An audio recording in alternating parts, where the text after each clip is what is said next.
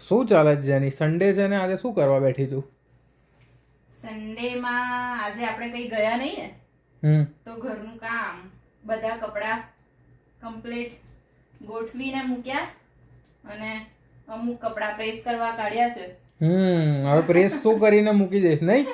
Press તમારે કરવાની. તો? અને હું છે ને વ્હાઈટ કપડા બી આ રીતે પેક કરીને મૂકું છું કે અમુક પેલી ધૂળ ને એવું ના પડે એ રીતે.